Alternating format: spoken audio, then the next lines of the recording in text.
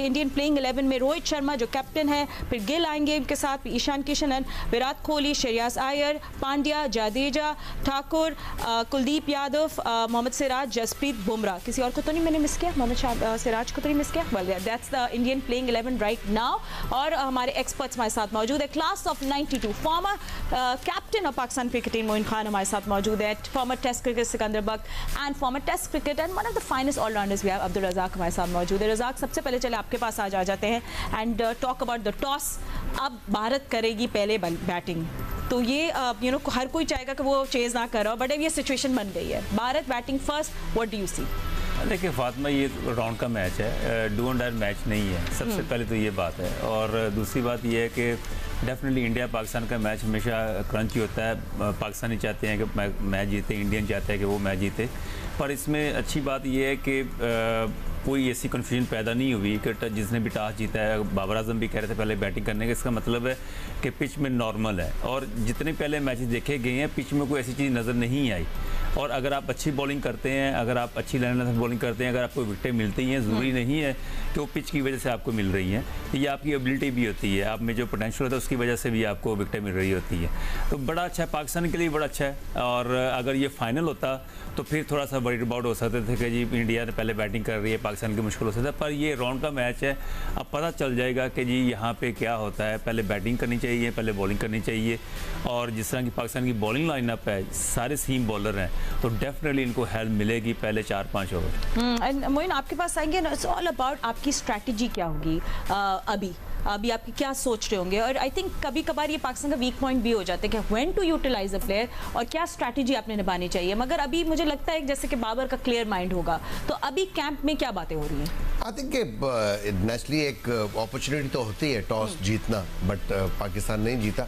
But ये देखना होगा कि आगे लाइक कि बारिश है कि नहीं है, और बारिश होती है तो यकीनन ये जो डिसीजन लिया है यहाँ पे रोहित ने, मुझे लगता है कि ये रिवर्स होगा, लाइक उनके फेवर में नहीं जाएगा अगर बारिश होती है। हाँ, अगर क्लियर कंडीशन है, पिच बिल्कुल फ्लैट है, तो यकीनन उनके लिए फ़ायदा ज़रूर हो सकता है। बिकॉज के श्रीलंका कंडीशन जिस तरह की हैं, जो हमने पाले किले में पहला मैच देखा था, चेजिंग करते हुए मुश्किल हो रही है, और विकेट गिरती है तो प्रेशर बहुत ज़्यादा आ जाता है।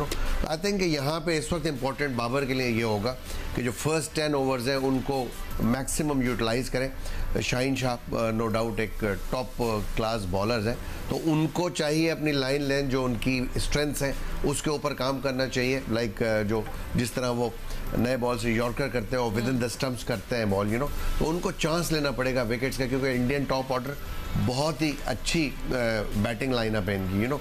अगर वो 4-5-6 ओवर निकाल जाते हैं, रोहित निकाल जाते हैं साथ में उनके, तो वो टीम को लेके चलेंगे। Because he is a captain, so वो कैरी फॉरवर्ड करेंगे अपने तमाम बैट्समैनों को वहाँ रह के।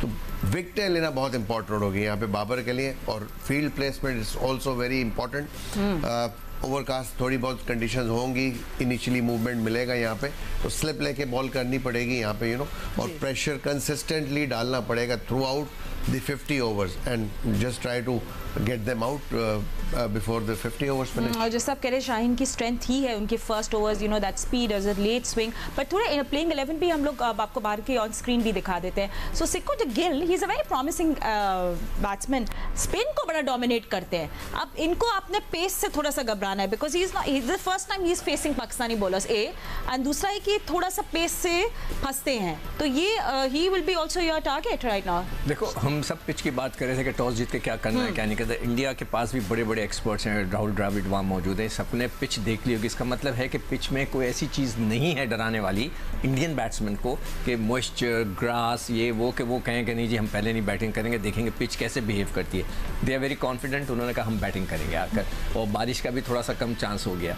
तो पाकिस्तान के बॉलर्स के लिए सिर्फ, मैं पहले भी एडवाइस की, मैं फिर अब एडवाइस करूँगा, मैंने नोट किया है कि शाहीन कई दफ़ा पहले 1-2 ओवर में बहुत एक्साइटेड हो जाते हैं, टांग के बाहर कराते हैं, ये कराते नहीं। हाँ। अपनी नॉर्मल गेंद नेचुरल जो उनका पढ़ के जो अंदर गेंद आता है ना, वो सबसे दुनिया का ख़तरनाक तरीन बॉल है।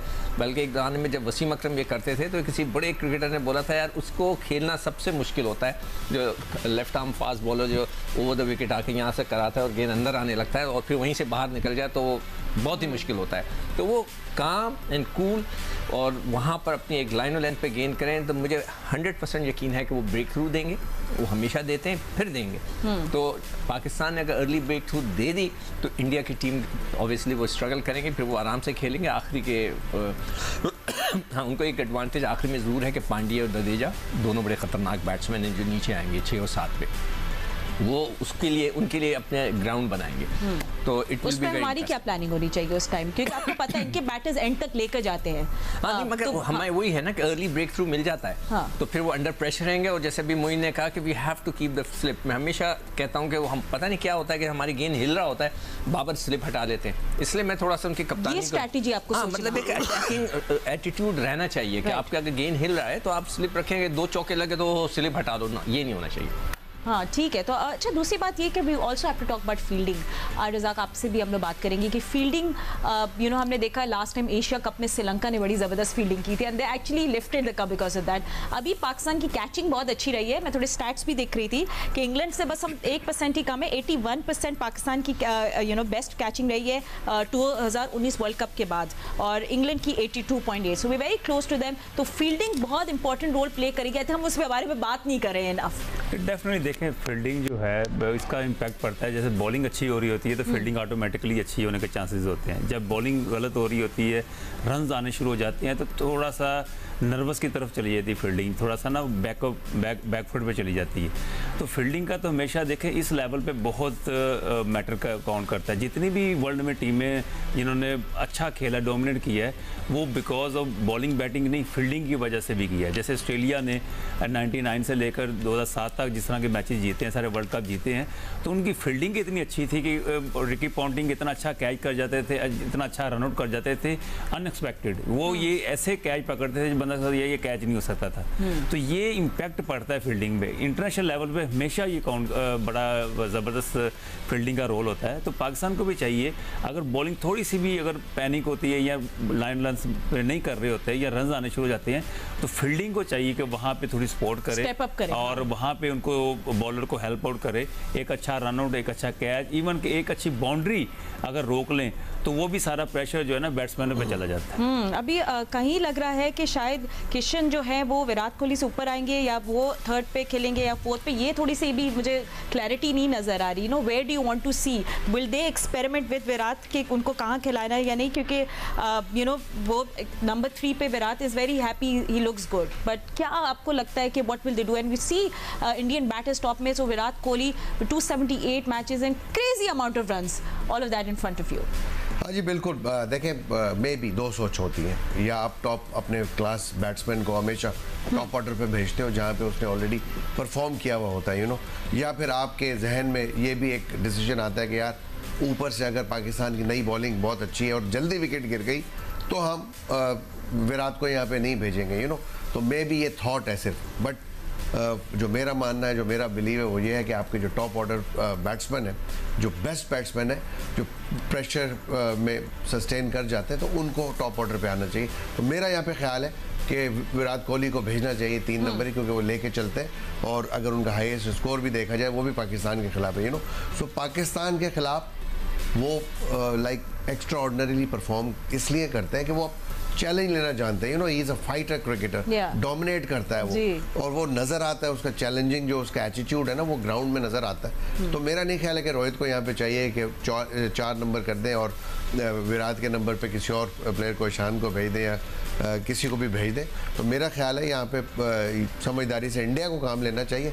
वेयर एज जैसे मैंने कहा कि पाकिस्तान के लिए ज़रूरी है अटैकिंग मोड पर और उनके जो नंबर 4 हैं वो Shreyas Iyer, he is there number 4 and he is one of the best. I mean उसके बाद बड़ी मेहनत की लोगों ने, उन्होंने थोड़ी शॉर्ट बॉल पे मार खाते थे, बड़ी एफर्ट करके आए हैं, कमबैक उन्हें अच्छा किया है और आई थिंक अभी वो ज़बरदस्त उनका एक सिचुएशन बनी हुई है नंबर 4 पे।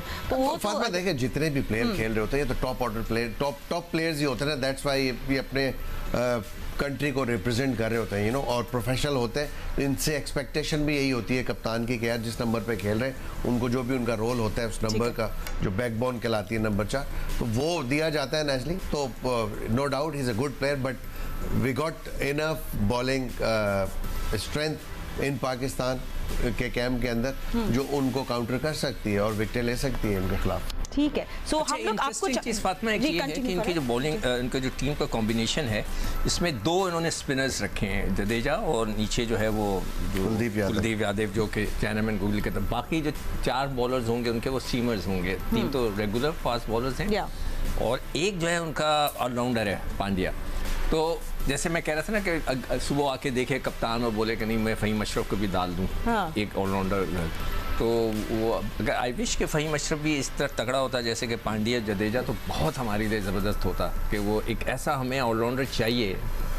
मेरे भाई बैठे ऐसा ऑलराउंडर चाहिए आपको। इन्होंने जो है वो कह दिया था कि मैं खेल रहा होता तो फिर वो कहते आपके नहीं क्यों खिलाया तो बड़ा काफ़ी हिट हो गया वो।